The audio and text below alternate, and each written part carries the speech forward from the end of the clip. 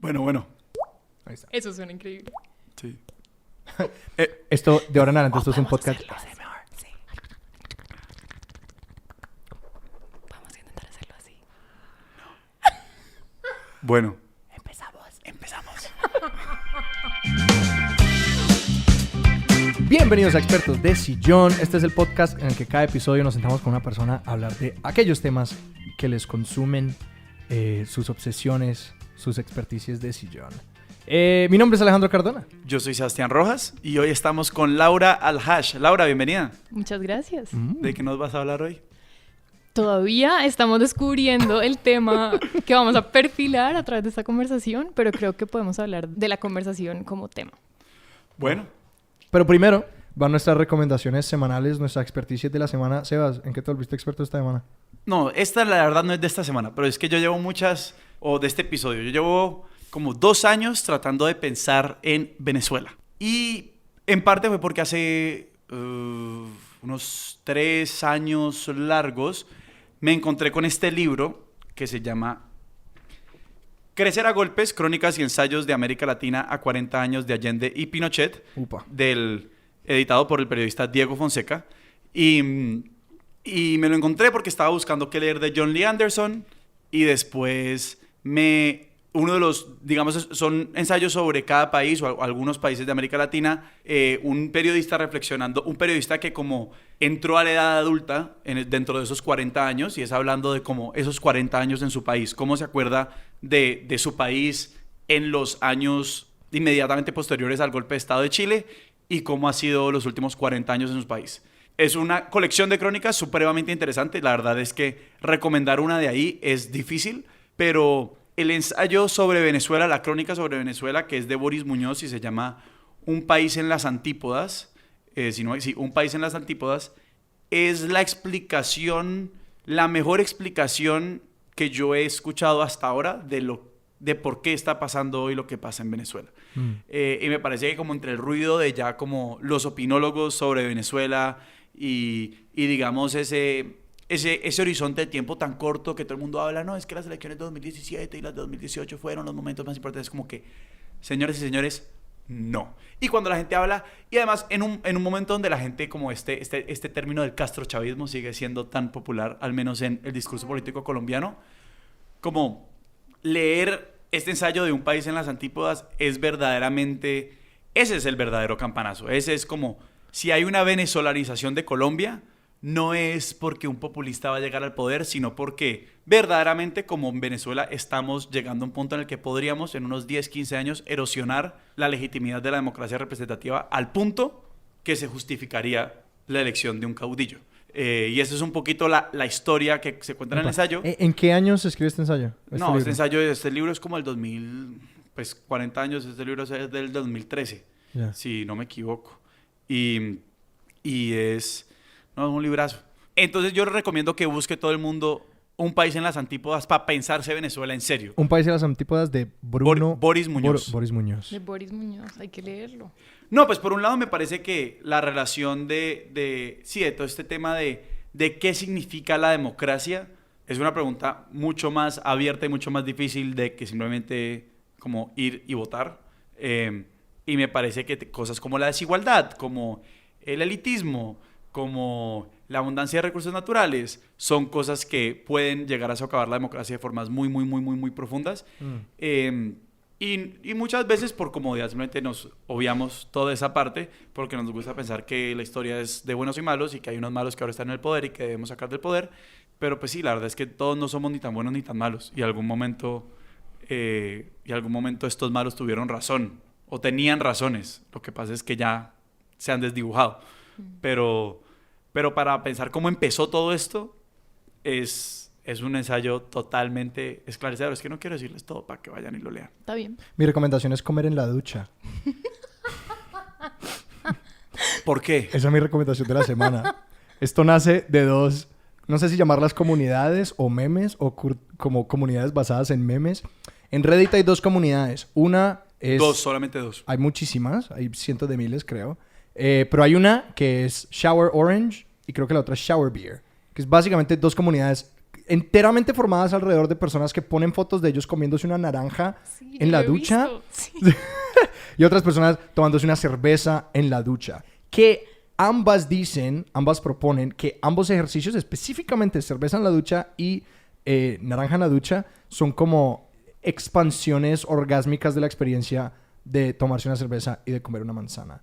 Y de bañarse. Una naranja, perdón. Y de bañarse, exactamente. Que ambas experiencias se complementan. No, y yo complemento, o sea, yo creo que en general el género tomar trago en la ducha es una gran experiencia. Yo no he tomado cerveza en particular, pero sí he tomado en la ducha algún par de Sí. veces y es espectacular. Es una gran movida. Es como... es el equivalente a domar un pool party. Como... Sí, o sea, Solo. Es un...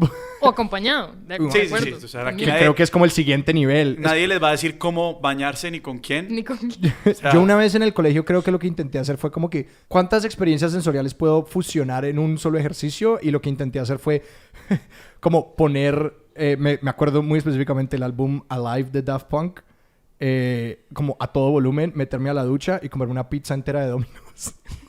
Bueno, eso sí no sé. La verdad creo que ya La pizza es un descache, lo como admitiré. los sólidos o cosas que se pueden volver como sucaritas húmedos. Ajá.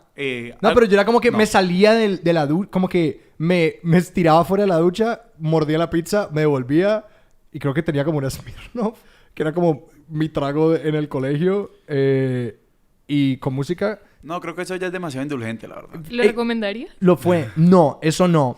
Creo que intenté demasiado. Fue Ícaro. Me acerqué demasiado al sol. Y la verdad no funcionó. Pero específicamente, no hay ninguna manera decente de comerse una naranja. No, yo creo que ese es el punto. Yo creo que el punto es comer cosas que por ejemplo te ensucien Ujú. y entonces como comerlas en público, o sea, un video, como, es que no quiero que la gente me vea todo chorreado de mango, Ajá. pero como estás en la ducha, ya te estás lavando mientras te ensucias. Ese es el tema. Exactamente. Esa es la razón por la que la naranja es como tan específicamente. Porque coger una naranja y sin utensilios, como a puro diente y a pura mano, destrozarla y comérsela en la ducha y todo ese citrus combinando con el vapor del agua. Y después no es- se manchan, además, cuando salen al Además, sol, el porque sol, yo ya también se estaba jugaron. pensando Y no se en vaya eso.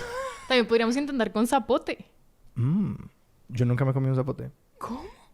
Creo. Eso es una experiencia completamente sensorial y maravillosa. ¿Sí? Y muy poco aceptada en público. ¿Ah, sí? ¿Comerse un zapote? ¿Un zapote? ¿Nunca han comido un zapote? Sí, Por eso. pero pues no me Uno parece- queda con toda la boca chorreada, con cositas en los dientes. Pero es lo mismo, eso se parece mucho al mango, pues en ese ¿Sí? sentido. Pero no Sí. me parece grave. Yo creo que uno tiene que reclamar su derecho De acuerdo. de comer cosas sucias en público. Pero en la ducha nadie te va a joder. Es bonito. Un poquito individualista, ¿no? No corramos el riesgo de... Yo estaba en una cruzada por muchísimos años de cuántas más cosas puedo hacer en la ducha. Como que yo me lavo los dientes casi exclusivamente en la ducha. Yo me afeito en la ducha. Como que yo considero que sencillamente Haces todo menos lo que tenés que hacer. Usar champú para lavarte el pelo. Ahorrar agua y esas cosas importantes. en otro episodio hablé de cómo yo no uso shampoo. Sí, hago todo menos lo que va a hacer. ¿Qué seas? Hay que hacer sacrificios para crear el espacio, ¿me entendés? No me queda tiempo para lavarme el pelo porque estoy haciendo todo lo demás. Estoy leyendo el periódico. No, mentira. Entonces tienes muy pimpiada tu ducha. Tienes que tener un espejo. Debería instalar un espejo. Porque en este momento yo me afeito a la de Dios. ¡Qué Difícil. peligro! Es un acto de alto riesgo. No, creo que... Niños, no intenten esto en casa. No estamos promoviendo afeitarse en la ducha Yo estoy sin promoviendo espejo. meterse- sí. Pero Yo- podemos promover un parlante en la ducha. Ah, sí, total. ¿Tienes un parlante en la ducha? He tenido, sí. Yo tenía En un el radio. colegio. Yo tenía un radio en la ducha. Yo tenía un reloj. Vamos para abajo, lentamente. Hablemos de lo que sea que es que vamos a hablar. Laura, por favor. Estamos hablando en una conversación. Entonces podemos Sí. empezar por ahí. Uh. La conversación que implica. El tema de cuando vos lanzas estas preguntas así es que sos la primera que tenés que dar Sí. la definición Yo soy la que tengo provisional. que darle, ok. Bueno, para mí la conversación, yo creo que es la razón por la cual yo me encanta. A ver, yo creo que para mí la conversación es algo tan importante, creo que es lo más importante, que por eso se lo propuse a Sebas, porque a través de la conversación es como podemos, obviamente, comunicarnos con las demás personas, pero no solamente comunicarse de una manera súper, sí, como, no sé, light o una cosa muy mecánica y automática con una conversación normal del día a día, Ujú. sino que también una conversación puede llegar a unos niveles muchísimo más profundos para conocerse a uno mismo también a través de otras personas.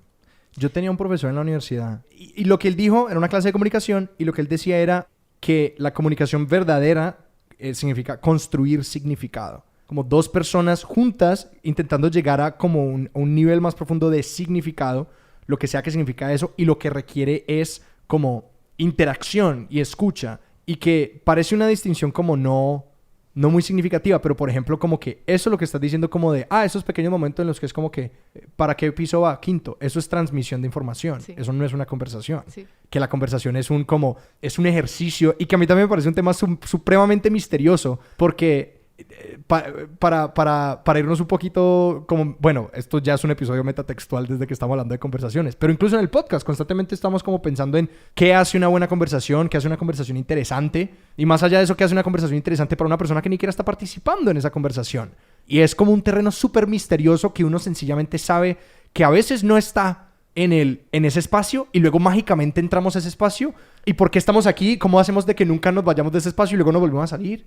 Y luego volvemos a entrar, y luego volvemos a salir. Y es una esfera misteriosa. Es mágico. Sí. Y en ese sentido, Laura, te quería preguntar, y en esto me voy metiendo a tu otra vida, y es, pues, te entrenaste como antropóloga, haces documentales, y en ese sentido uno tiene que, cuando uno hace trabajo de campo, cuando uno hace entrevistas, uno tiene que hacer que la gente le hable a uno. Y es cómo uno activa esa conversación, que no es una conversación casual, de hecho, cuando uno espera algo de esa conversación. Hay una agenda. Yo también lo iba a llevar por ahí, me encanta.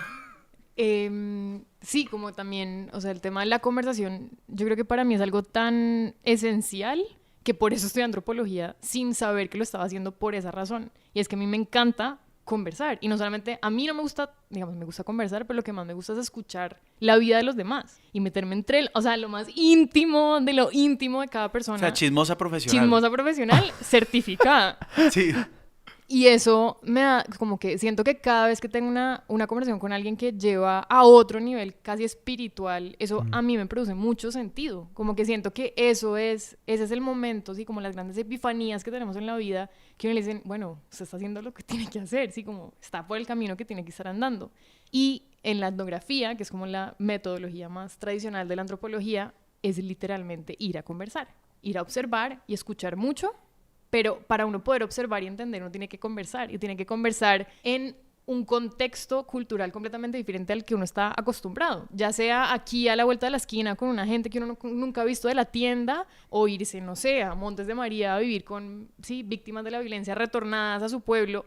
Pues uno tiene que adaptarse lo suficiente a entender cuáles son esos códigos, ¿no?, de lectura y como esos códigos de palabras claves y esos códigos también de lenguaje corporal que te van a permitir esa entrada que te la pueden negar en cualquier momento. Y muchas veces obviamente uno llega hasta un punto y como que te dicen, usted hasta aquí llega y o sea, yo no le voy a contar nada más, pero hay otras personas que te van abriendo y abriendo, y a través de los días uno empieza a conocer la complejidad que cada ser humano tiene, y eso es hermoso. Pero digamos, y para pegarme de lo absolutamente mecánico, es siempre hay una primera cita. O sea, sí. Uno siempre le toca llegar a un sitio y decir, bueno, ¿y qué? ¿Qué hubo? ¿Qué más? ¿Cómo ha sido eso para vos y cómo ha avanzado a medida que yo creo que vos sos una conversadora experta? ¿Cómo se ha cultivado esa experticia a la larga? Pucha, yo creo que no ha sido para nada, sí, ni premeditado, ni metódico, ni riguroso. Yo creo que ha sido más como de un feeling muy bonito, como también, obviamente esta experticia, si quieres, o este interés surge con una gente y otra gente no, o sea, para nada. Hay gente que odio conversar y me parece que están diciendo bobadas y no les paro bolas, y yo misma soy la que cierra la conversación y como, bueno, listo, ya, gracias. Pero también hay otra gente que, a ver, ¿yo cómo empiezo una conversación? Yo creo que yo igual soy tímida, o sea, yo soy espontánea y tímida al mismo tiempo. Creo que me toma un tiempito igual. Todos somos inconsistentes. Gracias. Y creo que al principio me demoro, o sea, yo no soy una persona que vaya a llegar a un sitio y decir, bueno, ¿qué hubo? Sí, el alma de la fiesta, para nada, y no me interesa ni 5. Creo que me toma un tiempo como entender qué está pasando, ¿no? Como que ver cada persona en qué está, qué le interesa, qué está haciendo, si está con el celular o si está viendo, yo no sé, una pared, o si está hablando con otra persona, lo que sea que está haciendo, como que trato de entender ese contexto primero, ubicarme yo y sentirme tranquila para ya coger fuerzas y decir, listo, bueno, o me hablan o yo empiezo. Y además porque me gusta, y eso siempre lo hago. Y creo que siempre voy como la persona que esté más tranquilita y más apartada de todo Quizá el la que mundo. está mirando la pared, que necesita que la que está- rescaten. exacto. Esa persona, voy directo a esa persona, porque además esa gente me parece como más interesante al Sí, principio, sí, sí, siempre. sí.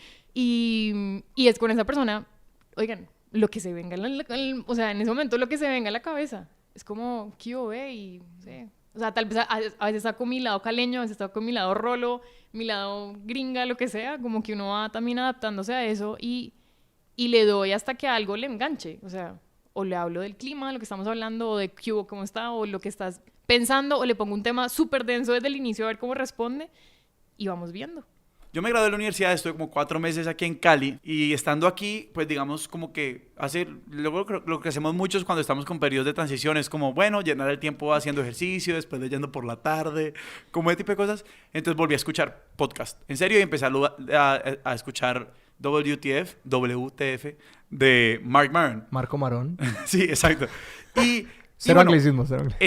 este man es un maestro de la conversación. Pucha, Yo creo que como, admirable, sí. como pocas personas lleva a la gente a un nivel de intimidad con una rapidez que uno decía, Dios mío. Sí.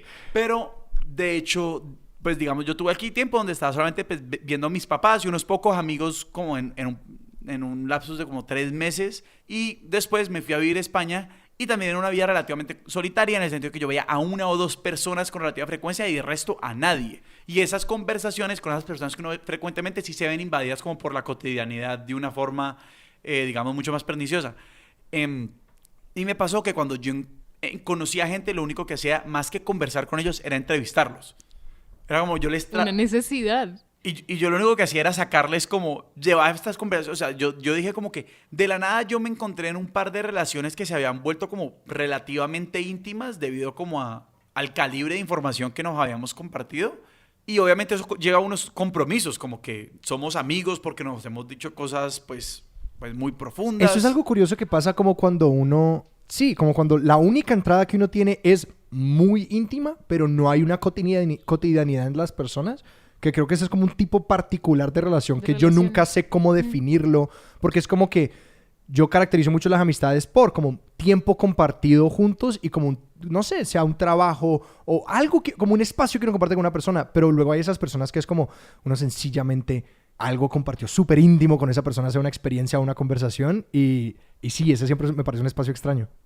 Yo creo que eso pasa con los amigos viejos, ¿no? Como los amigos de toda la vida que uno ha visto desde que tiene 5 años, pero cada uno está haciendo una vida en cualquier lugar del mundo y después uno los ve y sabe tanto de la vida del otro que como que no puede preguntar cosas del día a día porque no los ha visto, pero igual tiene mucha más información. Esas conversaciones son muy particulares. Sí. Como las de reiniciar. Sí. Reconectarse, que a veces uno conecta y otras veces no también. Yo me acuerdo con Sebas, porque pues Sebas y yo fuimos al colegio juntos, crecimos juntos, estuvimos en los scouts juntos, hicimos teatro juntos, estuvimos en una banda juntos, como que demasiados contextos y experiencias compartidas. Y luego nos fuimos a la universidad en distintos países y luego volvimos y me acuerdo la primera vez, pues el comentario de ambos fue como que, tan chistoso que es volverse a ver. Y la segunda vez Sebastián dijo algo que me quedó conmigo mucho, que fue, él dijo, lo raro es que ya no es raro vernos después de no habernos visto un año. Que era como que, sí, ahora nuestro nuevo normal es encontrarnos en estos bolsillos de tiempo y que sencillamente entendemos de que la mayoría del tiempo no nos vamos a ver, pero como que volvemos y ya la asunción es, bueno, retomemos donde lo dejamos. Pero eso es muy lindo. Pero ahí mi pregunta es un poquito por el alcance de las conversaciones hoy en día. Y yo creo que, digamos, uno inevitablemente se mete como al tema digital y de chat o mensajes, lo que sea. Sebas, vos le estás diciendo esto porque pues crees que yo hable de como no tengo celular, ¿cierto? No, de hecho me encantaría que no habláramos de eso. No me dejo preguntarte. Yo he decidido en el transcurso de estos podcasts que como mi mejor característica es el hecho de que no tengo celular y mi peor característica es que yo no me callo sobre el hecho de que no tengo celular. Lo que lo vuelve una persona pedante. O sea, digamos cuando sí, la decisión de no tener algo y hablar de esa decisión constantemente es una de las bases de ser un pedante. Sí, sobre algo. es el estereotipo de muchas otras cosas. Ahí estás tratando de empezar una conversación que puede que a nadie le importe. A nadie le importa. Pero el punto ahí es, ¿qué pasa? Porque yo creo que estas conversaciones son como particularmente bonitas, como el reconectarse con alguien, volverse a encontrar con alguien. Pero yo creo que hoy en día, precisamente porque tenemos la habilidad de estar conversando todo el tiempo, Algunos de nosotros. algunos de nosotros, la Lo mayoría, siento, lo pues siento. la mayoría en ciertos contextos, podemos hablar todo el tiempo con alguien. ¿Cómo crees que eso cambia el carácter de las conversaciones? Pucha, yo creo que Y el eso es- contenido también. Pues, Sí, el contenido, la forma, la periodicidad, ¿no? Yo creo que estar conectados todo el día, primero, pues es un video. Eso cada vez lo estamos naturalizando y normalizando más, pero eso también está impidiendo, bueno, esto es, yo creo, la frase más cliché del mundo, pero pues eso está impidiendo tener una conexión, sí, presencial con otro ser humano. Pero yo también creo que a través de la tecnología igual también uno está como que ahondando en otras formas de comunicarse. O sea, yo también creo que los podcasts, y yo no sé pues, si esto es como no estoy basada en ninguna teoría de ninguna forma, pero me parece que los podcasts y escuchar conversaciones como lo estamos hablando ahorita también es una necesidad de uno de poder interactuar, así sea no estando en la conversación. ¿Como de pero rescatar poderlo algo? escuchar. Que yo creo que, como lo que estás diciendo de que en Madrid entraste más a los podcasts, yo también Sí. como que yo uso más podcasts cuando tengo espacios sociales que llenar. Como que Sí. estoy viendo una nueva ciudad o estoy como viajando o cualquier cosa. Sí. Más podcasts como para... Porque sí llena un vacío de como que, quiero más socialización y que por proxy no hace lo mismo que como que estar con seres queridos cerca, pero se acerca. Se acerca y yo también creo que eso está llenando como una necesidad, ¿no? De uno poderse sentir parte de otra cosa, que eso a mí me parece que por escrito, o sea, la escritura sí te permite eso, si es en un formato tal vez más meditado, ¿no? O como un formato más largo donde uno pueda como expresar una idea completa y escribirla a cabalidad y no sé, una carta, por ejemplo, una carta te puede llegar a un nivel de intimidad profundo. Una conversación de WhatsApp de cierta medida, o sea, en cierta medida también, pero qué tanto nos estamos también limitando por esos cortes que hay que hacer, ¿no? Porque también una conversación de WhatsApp está interrumpida por la cotidianidad la cotidianidad del otro, la rutina, que alguien llegó, entonces uno le empezó a conversar a otra persona. Yo creo que, yo no sé, yo creo que también la meditatividad de una conversación es lo que hace que eso llegue a una profundidad. Y no creo que importe la forma o digamos, como el canal de transmisión, pero sí tiene que tener como un momento de reflexión y de meditación suficiente para que eso llegue a tocarle al otro. Hay algo que... Una de las razones que me hizo dejar el celular y, pues, ustedes saben, adquirir este Nirvana al que ustedes todavía no han llegado, fue... No, realmente. Como que uno de los momentos en los que yo dije como que, Tenés yo no puedo seguir 30 haciendo segundos. eso. Yo no puedo seguir haciendo eso. No, fue que yo miré la manera como otras personas usaban WhatsApp, Instagram, Facebook, Twitter, como el celular, y yo me di cuenta, yo lo estoy usando mal. Yo lo estoy usando mal y no sé usarlo bien. Yo tengo una amiga, Elizabeth, que ella, como que yo Isabela, veía... Gracias, sí. Isabela, que yo veía como ella usaba las redes y yo me di cuenta, ella las usa bien, yo las uso mal, yo necesito... Como que verla a ella usar eso me hizo a mí darme cuenta de que yo no podía seguir en esto. Pero cómo, o sea, Sí. sí, te tengo que preguntar, porque Por la supuesto. verdad es la primera vez que me has dado esta explicación. Entonces, ¿Cómo las esto es usa nuevo, ella? Esto es nuevo. Sí, no, mira, básicamente interesante. yo me daba cuenta de que como que yo usaba todas estas como redes y medios y cosas pasivamente de entrada. Y yo usaba también como el celular de una manera como práctica, como que quería sencillamente, de nuevo, transmitir información. Y luego yo la veía a ella y era como que ella, post que veía en Instagram, en Facebook, comentaba, echaba la historia, hacía preguntas, como que todo eso, buscando conexión, como se acercaba a la otra persona a través de eso. Y yo me di cuenta que yo lo que hacía era como mirar pasivamente como el contenido, y parte de eso era como que pues no era mi manera preferida de interactuar, y también era como ansiedad de como que yo no posteo en Facebook porque pues no sé cómo 200 personas van a leer esto de una manera diferente y juzgarlo de una manera diferente, y pues eso tenía que ver con mis propias inseguridades, pero también como que admiraba la manera en la que ella era como que capaz de usar eso para conectarse más. Y de la misma manera admiro como que, por ejemplo, a mí me parece que como que los emoticones y los stickers y como todas estas cosas son una manera de nosotros agarrarnos de esos espacios y decir, bueno, si esto es con lo que hay que trabajar, de sí desarrollar una manera de como crear una comunicación significativa en esos espacios que tiene todo el contenido emocional que cortas palabras no pueden, pero como que un sticker, es decir, el cliché de que si una imagen comunica más que 1000 palabras, un sticker son 10,000, porque son... Yo siempre me sorprendo con todo lo que puede decir una persona con una buena elección de un sticker o una buena elección Claro. de emoticono, de meme, que que me parece muy interesante lo que ocurre en ambas maneras, como de, primero de sí, todo el terreno que perdemos y luego una vez estamos ahí, todo el terreno que ganamos cuando domesticamos esa bestia que es comunicarnos en un medio diferente. Y también mira que eso lleva a algo que es interesante y cómo, o sea, cómo los medios de comunicación tradicionales eran una persona comunicándole a masas, ¿no? Sí, sí, sí. Una persona emitiendo información, De uno a información muchos. de uno a muchos, ¿sí? Y esa fue la forma como la humanidad se acostumbró por muchos años, ¿sí? Por décadas. Y cómo las redes sociales empezaron a transgredir eso. O sea, ahorita somos muchos hablándole a muchos. Y eso precisamente es lo que estás diciendo. O sea, cómo nosotros si interactuamos, estamos utilizando la red para lo que es. Pero al mismo tiempo, cómo esa ansiedad de interactuar está generando otras necesidades de la comunicación que son igual muy complejas. Porque eso no te está permitiendo también llenar otros espacios de comunicación que puede que sean más importantes que estar interactuando constantemente en estos medios digitales. Y yo creo que ese balance es el gran reto, ¿no? Es el gran reto de la humanidad ahorita. Es como, o sea, ahorita el acceso a la información no es el problema. O sea, antes era, pucha, ¿dónde voy a sacar? No sé, en 1960, pues tenían que utilizar unos medios muy tradicionales para poder escribir un ensayo, ¿no? Para poder buscar autores, poetas, Sí, no sé, toda la historia de escritores. los papás de como, ustedes no saben lo que es ir a una biblioteca. Exacto. Pero mira que eso lleva a algo, yo creo que muy interesante y es la forma de, la representación, ¿no? Y cómo o sea, y eso también volvemos ahí a la antropología. O la presentación. O la presentación. Pero sí, exacto. O sea, es como nosotros nos estamos presentando y representando a nosotros mismos y a otros a través de cosas muy pequeñas ahora, como que antes había el espacio para poderlo meditar, profundizar, como pensarlo, tomarse el tiempo que ya no hay para poder digerir estas vainas. Y ahorita, o sea, un tweet te está representando a ti, te estás presentando tú entre millones de viewers. Seguidores. Seguidores, Sí. gracias. Seguidores, una audiencia internacional.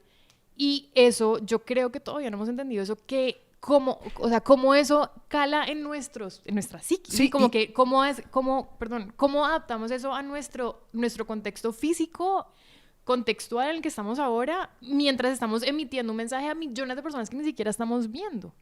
Antes, las personas que existían en espacios públicos y que tenían audiencias grandes se preparaban toda su vida y eran explícita o inexplícitamente vetados durante toda su vida para llegar a las posiciones en las que estaban. Era como que si eras un escritor de periódico, habrías sido vetado toda tu vida y escribir toda tu vida como para llegar a esas posiciones en las que se comunica, y ahora la barrera de entrada es nula. Entonces cualquier persona no se ha preparado para lo que significa entender el que este texto lo va a leer todo este mundo de gente en un contexto, y que eso viene con una como responsabilidad, y que en paralelo no entendemos eso todavía. Como que no entendemos el hecho de que nadie, o 90%, 99% de las personas que usan redes y medios sociales no están preparados para lo que eso significa. Como que ellos tampoco, nosotros tampoco nos estamos dando cuenta de como que esa persona no tiene la preparación de estar en este ámbito, y hay que como leerlo con esa conciencia. Mira que eso me acuerda un ejemplo, para mí era tan impresionante, o sea, cuando, yo he hecho trabajo de campo como en diferentes partes del país. ¿Qué trabajo de campo significa como investigación antropológica? Ajá, pues? Exacto. Sí, como, investigación. No estaba propiamente cortando caña la niña. No. A veces, no. Mentira. Eso es parte de la experiencia. Pero era un video porque en una comunidad en la que estuve, que pues no vale la pena decir dónde, ahí no había señal. O sea, cuando yo llegué no había señal. No había ninguna antena cerca, no estaba ni Movistar, ni Claro, nada. Entonces yo siempre que llegaba acá era una desconexión total, era delicioso. Yo no me enteraba del mundo por 3 semanas. Y salía, me ponía el día y volvía 3 semanas sin nada. Pero con el transcurso del tiempo pusieron una antena de Claro.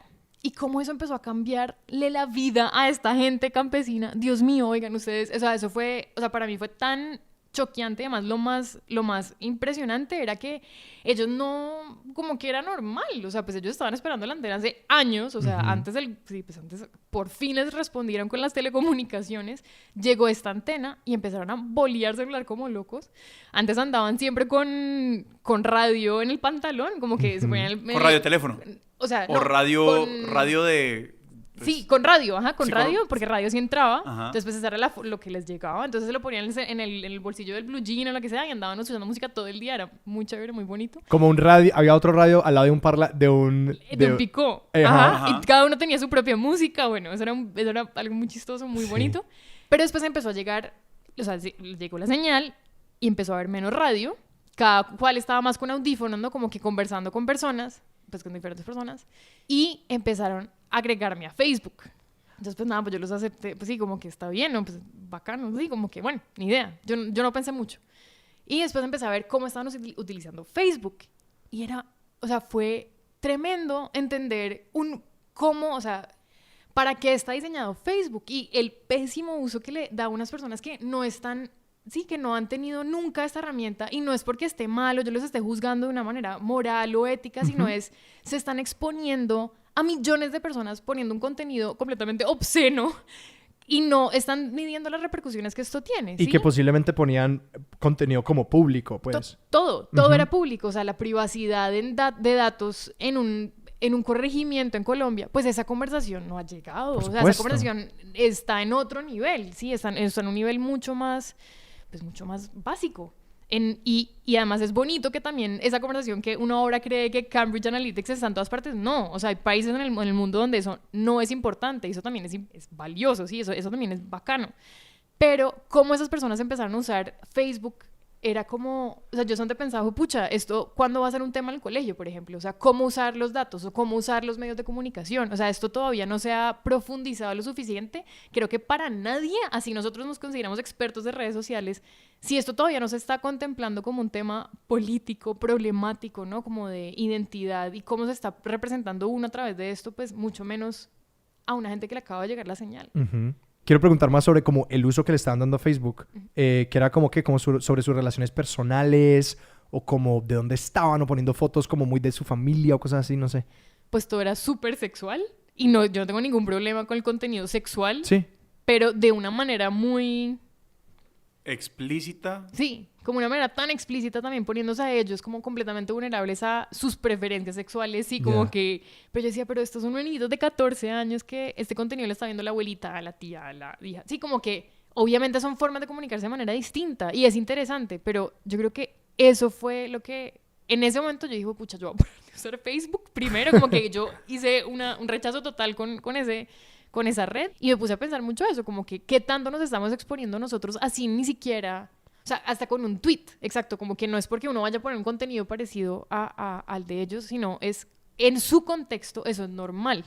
En nuestro contexto, que es normal, que igual es extraño para otras personas que nosotros no estemos considerando, ¿no? Porque igual yo los estoy observando desde un lugar distinto, pero nosotros siempre nos están observando otras personas desde otro lugar en el mundo. Exacto. Entonces, ellos también, ¿cómo están recibiendo esa información que para uno puede ser completamente... Sí, tranqui. Yo propongo que apaguemos el internet. Uno puede ser un meme en Rusia, ¿no? O sea, literal. Por todo lo que sabemos, uno puede ser un meme en Rusia y no tenemos ni idea. Que yo creo que sería un gran regalo. Uno descubrir de pronto una foto de uno que es un meme. Entonces hay que apagar el internet. Yo digo que apaguemos el internet. No, yo genuinamente como que en muchos momentos digo como que... Ay, bueno, es decir, no es nada único esa posición de tiempos más simples. Pero yo sí, no sé, yo sí creo que el neto está en este momento en desastroso. Pero entonces, volviendo también a lo que hablabas de tu amiga y cómo ella lo usaba, o sea, tú preferiste no empezar a interactuar de una manera que tú querías y solamente cortar la Yo intenté interacción. hacer ambos al mismo tiempo. Ok. Como que hubo un proceso de como voy a intentar hacerlo mejor y ahorita mismo, por ejemplo, no tengo un celular, pero pues todavía... No tengo un celular, cerré mis Facebook, uso Instagram y quisiera estar posteando, pero no puedo, sencillamente porque ya no se puede desde el celular. Antes se podía desde el computador, pero ya no se puede. Pero intento darle mejor uso. Como que ahorita yo empecé a pensar como, bueno, ¿cuál es el uso como positivo que sí puedo hacer de eso? Y digamos, a lo que me refiero como que, a compartir algo como verdaderamente que me importe. Y pues lo que empecé a hacer fue como a sacar música y ponerla en Instagram. Entonces como que sí, intenté darle un mejor uso, pero en últimas me di cuenta de que como que sencillamente por la manera como funciona mi cerebro, no puedo como estar como no puedo darle el uso que le da 90% de la gente, sí, al celular en general y a las redes sociales. No puedo. No, y yo a la larga creo que esta vaina de las redes, pues digamos, todas las redes tienen su componente fuerte de algo y a la larga son como una fiesta, ¿no? O sea, como que... y ese es el tema, y ese yo creo que lo que determina como ¿querés hacer parte de esta fiesta o pagaste por ver, digamos? Yo en Twitter y en Instagram la mayoría del tiempo, o sea, digamos, como yo me considero una persona que postea normal, digámoslo, en el sentido de que, exacto, no pongo una foto al día o más de una foto, o sea, yo creo que yo pongo en promedio una foto al mes o de pronto en unos periodos a la semana, por decirlo así. No estoy todavía full metido en el tema de las historias en Instagram, ese tipo de cosas, pero y digamos, en Twitter me considero una persona que paga por ver. Yo estoy en Twitter no para interactuar con el mundo, estoy para ver cómo el mundo interactúa. Y para enterarme de muchas vainas de noticias y cosas por el estilo. Y de manera similar, o sea, yo estoy en Twitter e Instagram para chismosear. O sea, yo vi, hermano, que en ese sentido yo fui a esas dos fiestas para ver qué iba a pasar con la gente. Pero no estoy dándole a la gente lo que busca. O sea, digamos, no estoy poniendo las fotos que la gente espera ver. Y es muy claro cuando uno pone fotos y los públicos no reaccionan o reaccionan como, ¿qué es esto? Sí, o sea, como que, ¿cómo te ocurre poner esta vaina? Porque más gente que le escribía a uno como, ¿qué es esta vaina? ¿En serio? Sí, claro. A mí yo nunca he tenido esa experiencia. Es para que vea, amigo. Toda está en mi cabeza. Como que yo me preparo para que ocurra y nunca ha ocurrido, pero de todas maneras tengo ese pavor. O en Twitter, de nuevo, o sea, como que uno pone algo y alguien como que ve que es esta bobada. Por el interno, pantallazo y te lo mandan. Como que... ¿De verdad? ¿Qué te pasa? ¿Sí?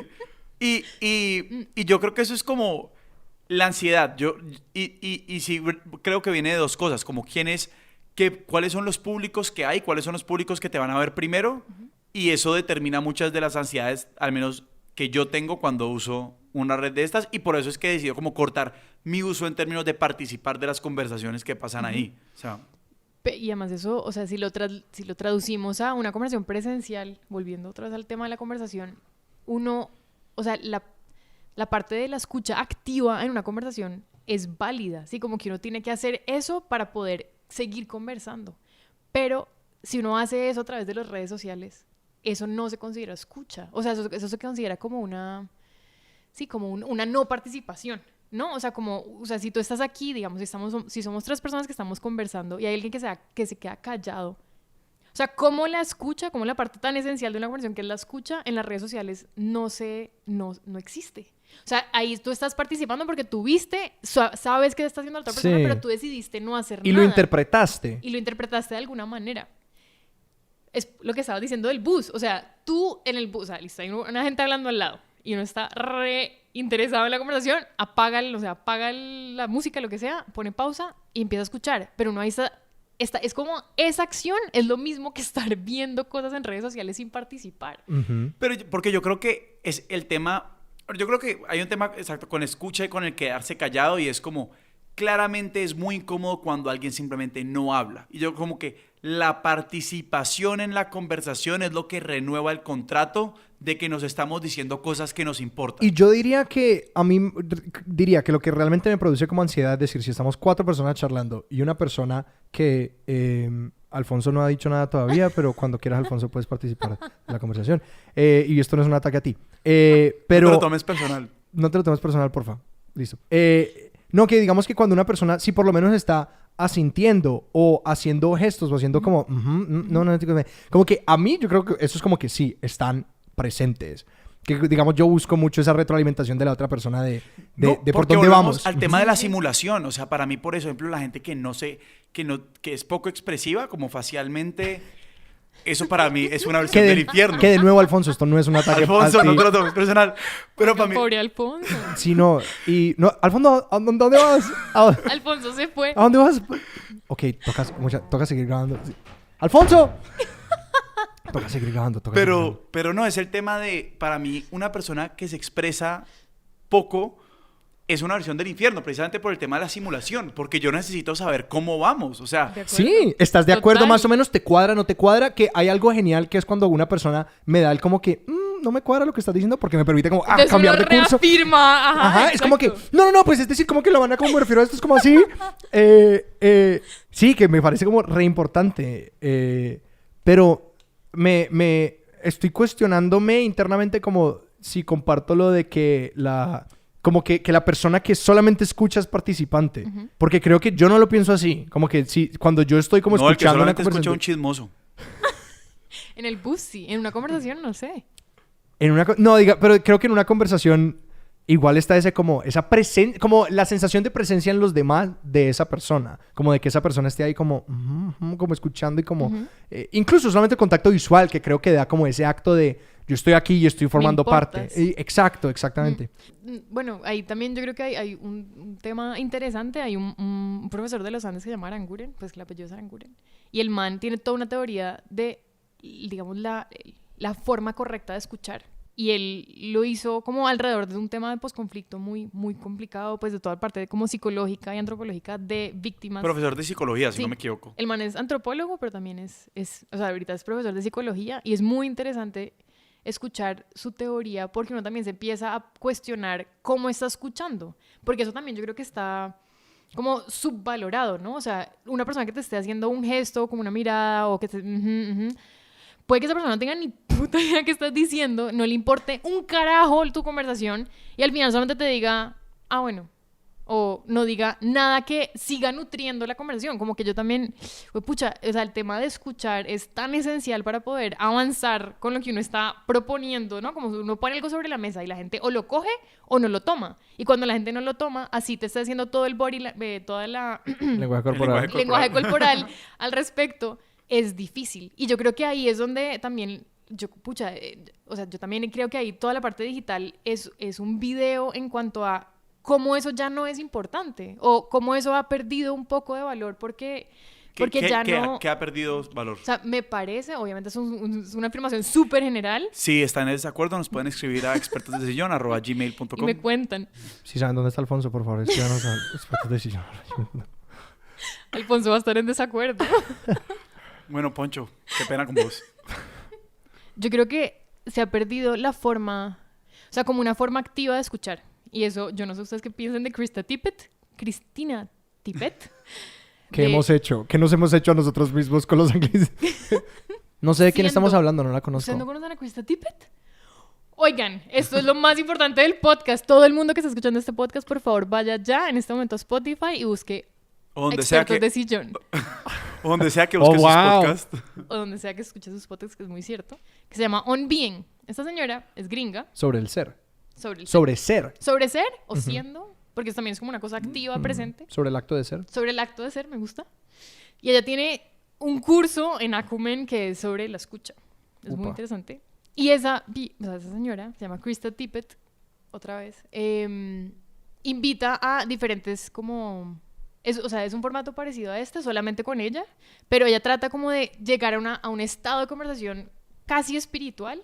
Y es muy denso. Yo creo que, o sea, uno tiene que estar como en un estado físico y mental para poderla escuchar, porque a veces como que uno está demasiado activo, demasiado como lleno de cosas que no cuadra con el momento, pero si uno está tranquilo y como tiene un espacio para poderla escuchar, esa mujer sabe lo que es escuchar, me parece. O sea, hay gente que opina distinto, que ya no deja hablar a sus invitados, pero me parece que ella ha llegado a un nivel de escucha que, digamos, que prepara como una forma de, sí, como una guía de preguntas, pero esa guía de preguntas también se van dilatando y se van como acomodando a lo que la persona esté proponiendo en la conversación. Pero entonces ahí yo creo que hay una línea que siento que uno tiene que trazar me parece útil que pensemos en la diferencia entre una conversación y una entrevista. De acuerdo. Porque, pues, sentiría al menos como en la línea de partida de esta discusión es que no es una conversación si uno tiene una idea preconcebida de lo que quiere hablar. O sea, como que, no sé, yo escucho... Yo diría si uno se aferra a una idea preconcebida de lo que quiere hablar. Porque yo creo que... Yo pienso mucho como eso en las agendas. Como de la agenda de esto es lo que yo necesito decir o lo que necesito extraer. Uh-huh. Y creo que hasta cierto punto es válido. Porque es como que... Sí, como que... No sé, si uno quiere tener una conversación sobre... No sé, una emoción que está pasando, como un proyecto que hay que cuadrar, que es como que, bueno, pues ahí se puede hablar de un nivel de una agenda, pero creo que tiene que ver con qué tanto uno se aferra a esa agenda y no se mueve de ahí, que lo convierte en una entrevista o en una extracción o una transmisión en lugar de una conversación. Que hay como un nivel de fluidez en esa agenda, como que, bueno, vamos a hablar de esto, pero pues también hay un interés en lo que la otra persona trae. Porque igual también toda entrevista se vuelve una conversación si la persona lo quiere hacer, ¿no? Pero yo también creo que, o sea, volviendo a la etnografía es eso, o sea, uno está extrayendo información de una manera responsable, ojalá. Ética humana. Ética y humana y contextualizada. Bueno, y todas estas cosas, pero al final tú estás conversando una información concreta que tú estás guiando de alguna manera. Y eso muchas veces lo hacemos de manera, pues, muy inconsciente, ¿no? También la gente que, no sé, que le gusta hablar de un tema, ¿no? Que se vuelve reiterativo, ¿no? Entonces que impone siempre sus conversaciones. Pues esa gente no está entrevistando, pero sí está diciendo lo que tú dices, ¿no? Como que está guiando una conversación y al final o está exponiendo su punto o extrayendo una información. Pero eso, o sea, ¿cómo eso se diferencia de una conversación? Yo no creo que todas las conversaciones sean espontáneas. O sea, yo no creo que todas las conversaciones sean como como actos de genuinidad. De autenticidad, sí, De algo así. autenticidad, exacto. Sí, no sé, pero eso me hace pensar como en el tipo de conversaciones, como las conversaciones, yo creo que hay un género, es como las conversaciones difíciles. Sí, es como todos llegamos a un punto donde tenemos que hablar con, no sé, pareja, hermano, hermana, papá, mamá, sobre algo, porque pues, digamos, en mi experiencia es porque uno lleva tiempo pagándole a un terapeuta para que le diga a uno cómo más o menos cómo empezar a cerrarle los huequitos al naufragio. Y entonces, pues en algún momento le dice, pues hermano, es que usted tiene que ir a hablar esto con tal persona. Y uno como que, bueno, pero pues uno tiene una idea, o sea, uno para sanar o para trascender ciertas cosas, pues uno necesita que le digan X o Y. Sí. Pero muchas veces lo que pasa es que como la otra persona vive en su realidad y pues no vive y no tiene las heridas que uno trae, pues uno le dice como que, pero no me están dando lo que yo necesito. A mí las más impresionantes me parece cuando en cualquier sentido una persona es como que yo tengo este problema y la otra persona es como, yo no me acordaba de esto, para mí esto nunca fue un problema. Que me parece como, es de esos momentos como más chocantes que me ha pasado en ambas direcciones, que como que yo le digo a alguien como que, ve, esto que hiciste me pareció mal, y la otra persona es como que, ¿qué? Yo no tenía ni idea de cómo que esto había pasado, y también estaba del otro lado. Las conversaciones difíciles. Son conversaciones que no me gustan. Las prefiero evitar. No, tampoco evitar, pero sí. Yo no sé si uno las empiece siempre. Esas conversaciones también como que le llegan a uno, ¿no? Y no es como, pucha, yo no estaba esperando esto. No, porque yo creo que es precisamente como eso, que muchas veces es el carácter, un poquito también de lo que decía Alejandro, es que por lo general una conversación difícil es porque la otra persona no se ha dado cuenta de que uno necesita hablar de algo. Porque si ellos se hubieran dado cuenta y son gente, digamos, decente y bien calibrada y pues con algún sentido de humanidad, compasión y amor por uno, pues ya lo hubieran cambiado. Es que el punto es como decirle a alguien, ve, esto me afecta. Esto que a vos no te afecta y que pensás que no me importa, me importa.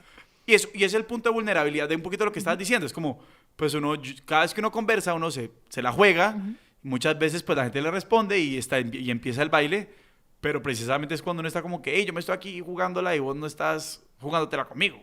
Y también como todos tenemos como una manera de reafirmar ciertas cosas que necesitamos que el otro entienda. O sea, lo que tú estás diciendo, ¿no? Como que uno necesita que alguien le diga algo muy puntualmente para que uno se sienta bien. Y si no, uno no va a estar tranquilo. Y eso es un video, ¿no? Que o ustedes sea, todavía uno... no me han dicho que admiran el hecho de que yo no tengo celular. Exacto. Y es lo que llevo una hora buscando, pero pues está bien, está bien. Puede que llegue. Luego tendremos una conversación difícil sobre esto. Está bien. Con Alfonso. Por WhatsApp. Y sí, le demos una disculpa a Alfonso muy grande.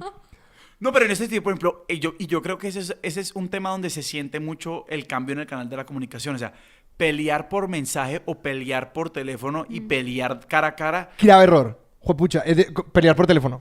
Pelear por teléfono. Por teléfono, pero... Upa, ¿Teléfono inteligente o teléfono...? No, textear una pelea.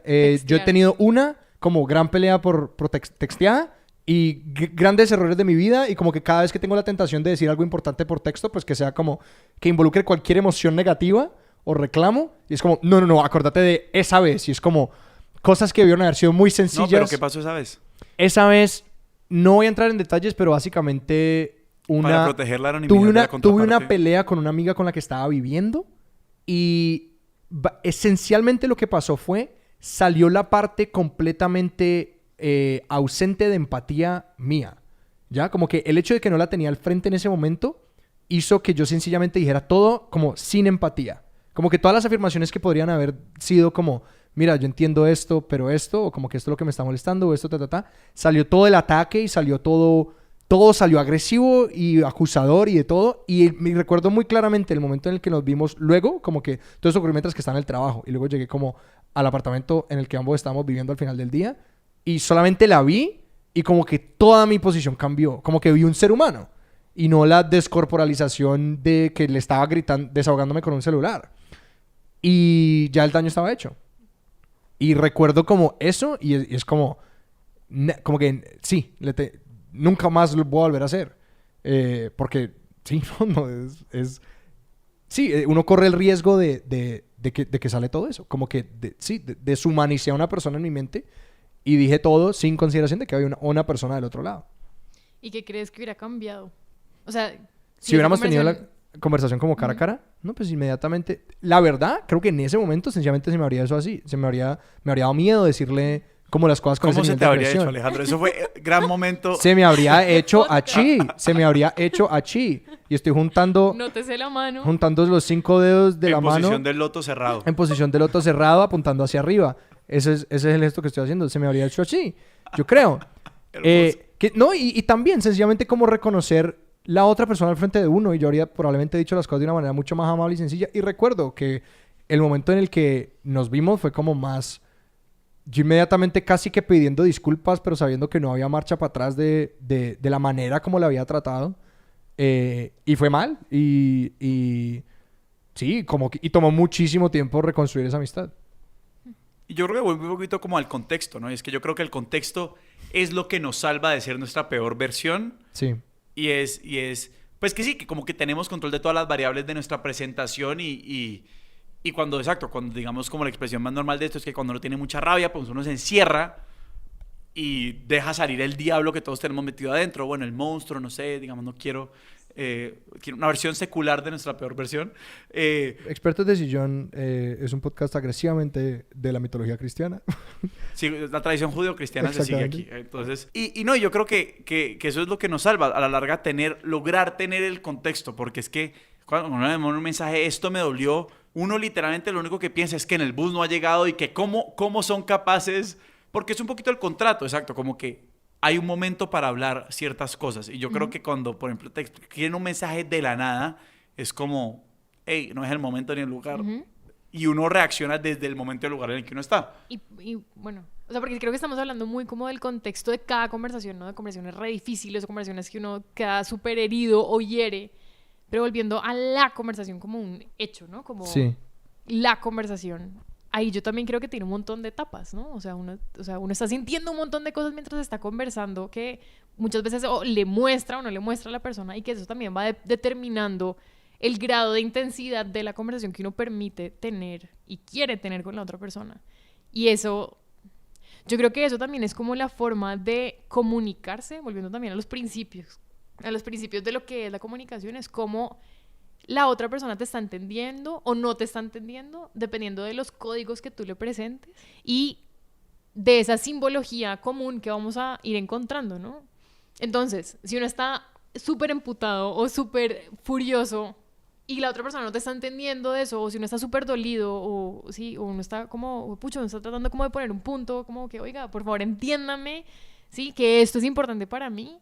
Eso yo creo que toma un cierto grado de empatía, que era lo que estabas diciendo también ahorita, que eso solamente me parece, no solamente, pero una gran manera de ejercer la empatía es a través de la conversación. Que eso muchas veces, y además es una forma como activa de ejercer la empatía, porque, pues no sé, con una fotografía uno también puede sentir cierta empatía, ¿no? Con una acción en la calle, como que uno ve algo que está pasando y no puede hacer algo, como que uno puede sentir algo, pero en una conversación tú puedes expresar lo que estás sintiendo inmediatamente. Y eso también es, yo creo que es una de las cosas más poderosas que tiene la conversación. Hay un momento que yo nunca sé si dice algo bueno o malo sobre mi habilidad comunicativa, y es cuando yo hablo por mucho tiempo y luego hay silencio. Que yo nunca sé si dije algo tan chimbo que nadie se puede conectar con eso, o si dije algo como tan... ¡Oh! Que nadie sabe qué es. No, que la gente sencillamente como que se toma un momento como para... ¡Wow! Nunca sé. Siempre no, que... con vos por lo general es lo primero. Pues es cuando les cuento que no uso celular y todas mis razones y... No, pero digamos eso nos lleva a otro tema y es el silencio en la conversación.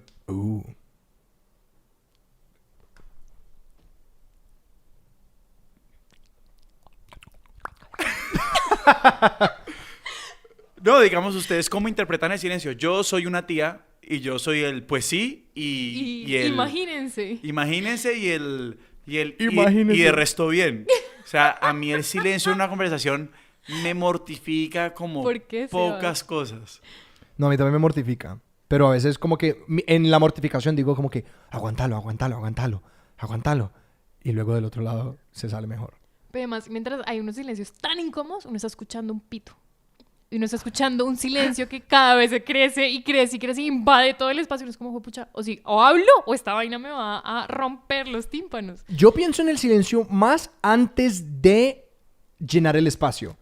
Yo a veces, yo doy talleres de improvisación y cosas así, y me parece muy chistoso cómo las personas asumen el silencio. Es como que una persona entra a un cuarto en el que como que ya estoy yo esperando, y me gusta mucho notar quiénes hacen yo lo que, la rupturación, la puncturación del silencio, y quiénes no. Y es muy curioso como la manera como las personas ocupan espacio a través de hacer sonido, como en espacios diferentes. No sé, siempre me parece todo un video... como observar el patrón personal de las personas, porque yo creo que para mí yo necesito ocupar la cantidad de espacio en la que estoy. Es decir, que como que para yo sentirme cómodo en un espacio, por ejemplo, entro a un teatro vacío, entro a un hangar y necesito llenar ese espacio con sonido en igual medida que el espacio es grande. Y que siempre me parecen curiosas esas dinámicas. Es que como que esto está muy vacío, yo necesito llenar todo este espacio. Mientras que otras personas, no sé, la manera como... Es como que el silencio... Están cómodos en el silencio quizás. Porque sí, yo como Sebas, pánico total. Pero mira que eso me lleva también a pensar el uso del silencio como en otras esferas, ¿no? O sea, por ejemplo, en la música, en el cine y en el documental, el silencio es esencial. O sea, si tú sin el silencio no puedes transmitir todo lo que quieres transmitir de la conversación que estás planteando, o de la historia que estás planteando, o de la canción que compusiste. O sea, el silencio a mí me parece que es completamente complementario y que eso, si uno se siente cómodo, que yo creo que yo me siento bastante cómoda en el silencio con ciertas personas. Obviamente hay otras que la otra persona está tan incómoda que me hace sentir incómoda en mi propio silencio cómodo. Pero... Yo soy de esos. No, pero aquí estamos bien, mira. Para nuestro público en casa yo estoy vibrando. Pero yo creo que el silencio también como que permite procesar las cosas. Ujú. Y tú sin ese silencio y sin esa pausa no estás escuchando nuevamente y no estás como pensando y tomándote el tiempo de responder frente a realmente lo que te está transmitiendo la otra persona, ¿no? Como que yo, o sea, hay gente que piensa muy rápido, obviamente, hay gente que responde inmediatamente y que ya tiene, sí, como que el cerebro está a 1000. Pero, ¿qué tanto estamos digiriendo de esa conversación si no estamos como tomando la pausa para poder continuarla, ¿no? O si no, o digamos, ¿qué tanto puede como decantarse y como llegar a esa gravedad de lo que la otra persona acaba de decir, lo que tú decías? Hay una anécdota de Richard Feynman, el físico, que él una vez se reunió con una periodista y la periodista le pidió sus cuadernos. Como que, quiero ver tus cuadernos.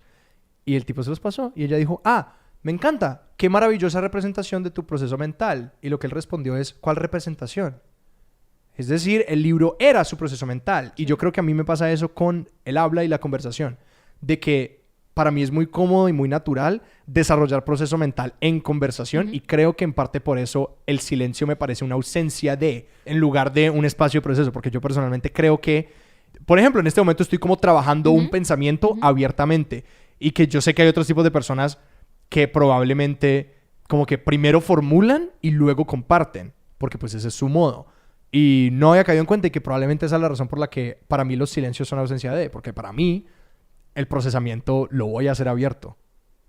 Y que si me encuentro con lo opuesto, lo considero como... Ellos no están haciendo un trabajo en este momento. Como que no... Me cuesta más trabajo reconocer eso, que no lo había pensado. Eso está re poderoso. En uno de... Yo creo que yo se lo mandé... Bueno, creo que se lo mandé a Sebas. En uno de los trabajos de cortos que hice fue poder expresar todo un proceso mental de una investigación mientras se contaba una misma historia.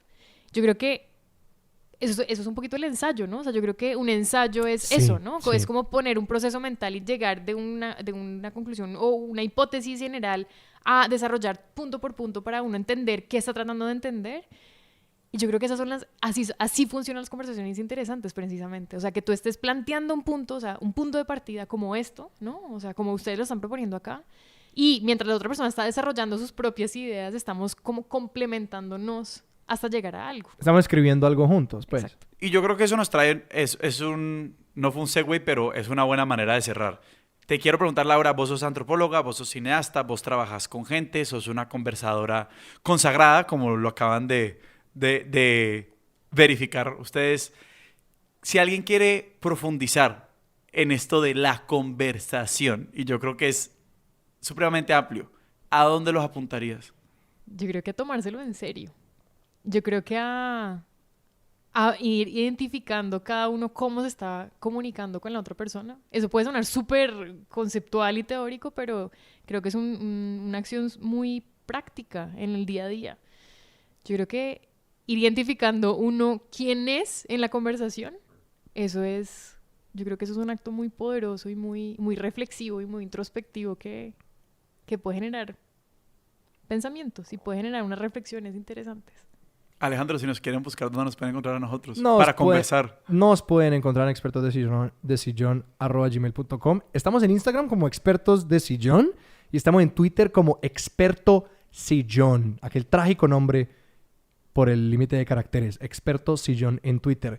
Si quieren pararle bolas a nuestras recomendaciones de la semana, deben leer Crecer a Golpes, editado por Diego Fonseca. ¿Y cuál era el ensayo particular que había recomendado? Un país en las antípodas. Por Boris Muñoz. Boris Muñoz. Y cómanse una naranja en la ducha. Suscríbanse al podcast y recomiéndenselo a un amigo o a 5, ¿por qué no?